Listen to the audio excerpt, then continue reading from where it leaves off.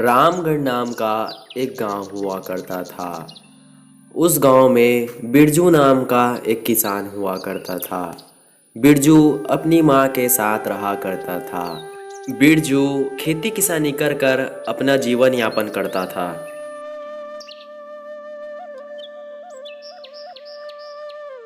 दोपहर का समय हो रहा था। बिरजू काम खत्म करके अपना घर वापस आया। तब बिरजू घर पहुंचा तो उसने देखा कि उसकी माँ बेहोश हो गई थी। तब बिरजू हड़बड़ाते हड़बड़ाते बोला, क्या हुआ माँ? उठो माँ उठो। शायद माँ की तबीयत बहुत ज़्यादा खराब हो गई है। माँ को अस्पताल ले जाना पड़ेगा, तभी उसकी तबीयत ठीक होगी। कुछ देर बाद बिरजू उसकी माँ को अस्पताल ले जाता है। डॉक्टर उसे चेक करने लगता है। कुछ देर बाद डॉक्टर बिरजू के पास आता है। अरे बिरजू भाई, तुम्हारी माँ को एक जानलेवा बीमारी है। कम से कम 1 महीने में ऑपरेशन करना पड़ेगा, वरना तुम्हारी माँ का जान खतरा में है। कम से कम ऑपरेशन के लिए 5 लाख रुपए लगेंगे। तुम्हारी मर्जी, ऑपरेशन करवाना चाहोगे या फिर नहीं? डॉक्टर साहब, मेरी माँ का ऑपरेशन आप कर दो, चाहे जितना भी रुपया लगे मैं आपको दूंगा। कल ही मैं आपको 5 लाख रुपए दे दूंगा। जल्द से जल्द मेरी माँ का ऑपरेशन करने के लिए आप तैयारी करो। आप पैसों का चिंता मत लो, मैं आपको 5 लाख रुपए कल ही दे दूंगा। फिर बिरजू दीनानाथ सेठ के पास चला जाता है और उसे बोलने लगता है, सेठ जी, कृपया करके आप मेरा जमीन खरीद लो। मुझे पैसों का बहुत ज़्यादा ज़रूरत है। कृपया करके आप 10 लाख का ज़मीन 5 लाख में ही खरीद लो। मैं आपको तुरंत ही कागजात पर दस्तखत करके दे दूंगा। कृपया करके आप मुझे 5 लाख रुपए दो। वैसे बिरजू, तुम 10 लाख का ज़मीन 5 लाख में क्यों बेच रहे हो? तुम्हें पैसे का बहुत ज़्यादा ज़रूरत है क्या? क्या हुआ बिरजू, मुझे बोलो। हाँ सेठ जी, मुझे पैसे की बहुत ज़्यादा ज़रूरत है, क्योंकि मेरी माँ का अचानक से तबीयत बहुत ज़्यादा बिगड़ गया। उसे अब मैं ऑपरेशन कराऊंगा और ऑपरेशन में कम से कम 5 लाख रुपए लगेगा।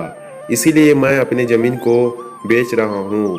मुझे कल ही पैसे डॉक्टर साहब को देना है, इसीलिए मैंने जल्दीबाजी में 10 लाख का ज़मीन 5 लाख रुपए में बेच रहा हूँ।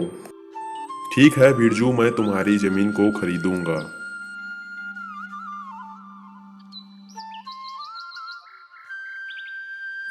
अगले दिन ही बिरजू की माँ का ऑपरेशन हो गया। कुछ महीनों बाद बिरजू का माँ घर वापस आ जाता है और बिरजू और उसके माँ दोनों बातचीत कर रहे थे।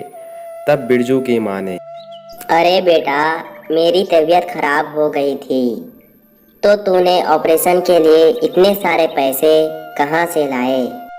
अरे माँ, मैंने हमारा खेत बेच दिया। अरे बेटा, तूने इस बुढ़िया के लिए खेत क्यों बेच दिया? तेरे पास खेत के अलावा और कुछ भी नहीं था। कोई बात नहीं माँ, मैं तुझे ऐसे तो नहीं छोड़ सकता था ना। मैं मेहनत मजदूरी कर लूँगा, तुम चिंता मत करो। कुछ दिनों बाद बिरजू गांव से शहर सामान ले जाने का काम करने लगा।